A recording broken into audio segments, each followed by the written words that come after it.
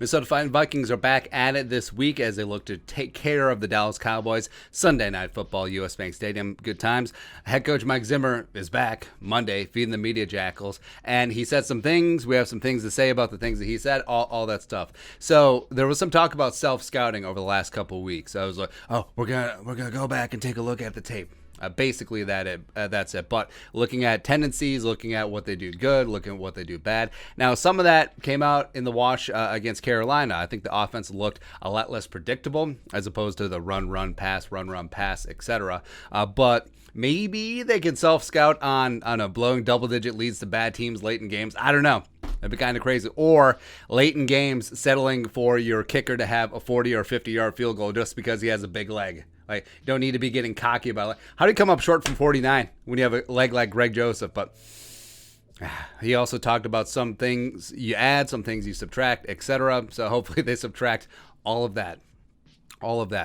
Then talking about the standings, Zimmer did go into coach speak of, it's 1 week at a time. But then he listed off the upcoming games of Cowboys, Ravens, Chargers, Packers. Well, he didn't mention Packers specifically, but so I think Zimmer, obviously he knows that the schedule is going to be pretty tough going ahead, but you literally can only play one game at a time. That's how physics works. So the Vikings are focused on Dallas, and it is a make or break game for the Vikings because 4-3 is looking a lot different than 3-4 at this stage of the game. And he says that for us to prove who we are, this stretch will be important. And he's absolutely right. Or is this the Vikings team that can go toe-to-toe with the AFC 1-seed Bengals in their building or the NFC 1-seed Cardinals in their building and just give it away at the end? Or is this the team that plays down to the Lions? Is this the team that plays down to the Panthers and lets them back into the games? What's it going to be? I don't know. On the 17-game season, now you'll notice that the Vikings have given a lot of Veterans Days, especially Wednesdays, to older players, veterans, etc. And there has been a lot of talk of rotating guys through and keeping dudes fresh later in games as well as later in the season. And veterans like Everson Griffin, Adam Thielen, etc. But it is smart of them to take into account that the extra gain, extra travel, extra attrition is going to be there. So I think that it's smart that they're doing that. Plus, he did point out the thing that we've talked about before is that there is a mini bye after week 14 when the Vikings play the Steelers Thursday Night Football at home, and then they don't play again until Monday night, week 15 at Chicago, which A, you get 10 days off. B, it's a road game, but it's a 45-minute flight, so you're feeling pretty good. Plus, Steelers and the Bears are looking pretty crappy right now. Not saying, I'm just saying. I understand there's no easy game in the National Football League, as the Vikings have shown weeks 5 and 6, but whatever. On camera, Tiny Dancer starting in place of Patrick Peterson.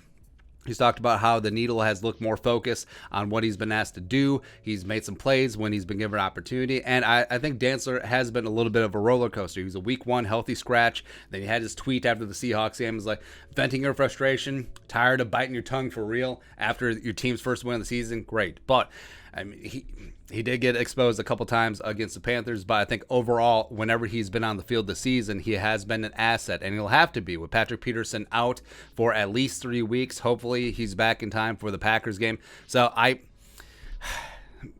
guys can pick themselves up from the bootstraps. Dancer, from whatever happened in the offseason earlier in the season, fine. Just go out and start panning out some of the potential that you have. Same with Bashaud Breeland. I remember Bashaud Breeland early in the year just getting cooked over and over and over, and then he had that Johnson comment. He's actually been playing good. It's kind of crazy.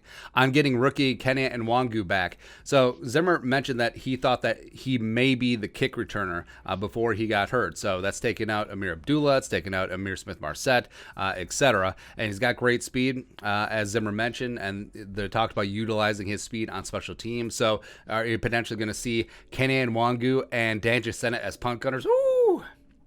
Speed for days, man. But I would like to see him get into the mix. Maybe that's one of the reasons why the Vikings thought that they could be cute with Amir Abdullah, and if he left, whatever. So I do think that Kene and Nwangu, as he's been activated, I think that he will eventually find himself on the game day roster, maybe returning some kicks, maybe getting the odd carry here or there. I think he could be a very special player.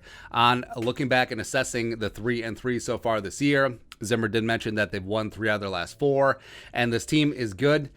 And it is bad. And it goes back to the self-scouting thing. And Zimmer just rattles off all these stats where they're fifth in total offense, they're second and third down defense, they're first in sacks, 2 minute penalties on offense, and also they're first and third and outs, which it's hard to believe.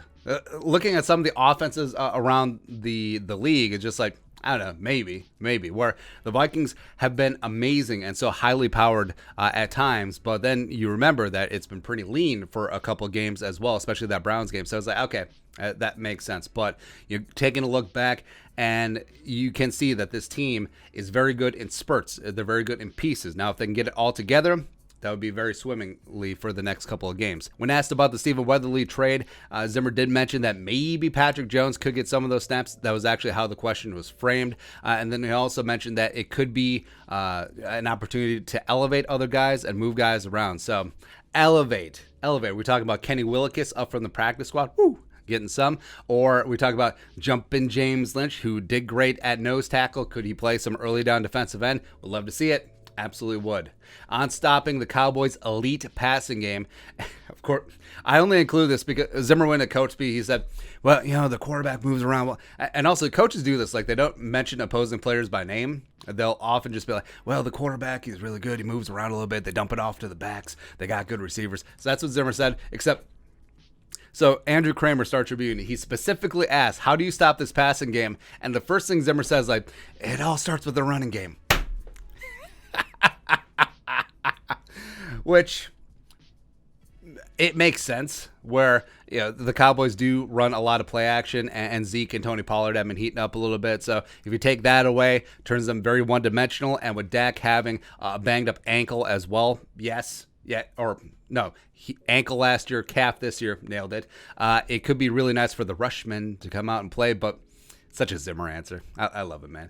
On Xavier Woods, the former Dallas Cowboy, a revenge game for him. He talked about how when they're looking for the Anthony Harris replacement this offseason, communication was really big. Carl Scott had just come aboard as defensive backs coach. He coached Xavier Woods at Louisiana Tech back in the day. About smart movement skills, laying the wood. I think Xavier Woods has been a really great low-key pickup for the Vikings this year. And then lastly, they asked about Zimmer, what he did in the bye week. So, of course, he went to Kentucky, went back to the ranch, Zimmerland Ranch. You remember, Zimmer's a grandpa now, so got the grandkids over. Love to see that. A little R&R time. But, of course, he was grinding film. Of course, he was having virtual meetings with the coaching staff. Of course, they're getting ready for Dallas because Zimmer can say, hey, it's just another game, but this one means a lot. Given his connections with Dallas, given his connections with Jerry Jones. So he definitely wants to put this feather in his cap. Plus, coaching against Mike McCarthy for a number of years as well. So come on, bring it on. I'm ready, man. I'm fired up. The bye week for us, hopefully for you as well. Recharge the batteries, tan, rested, ready to go. Woo! Well, always tan, always ready to go. Whatever. But your thoughts on our thoughts. Zimmer's presser. Let us know in the comment section below. Subscribe for daily Vikings takes. Want to support that work? Put a little something in the Venmo. But until next time, Skull Production Value.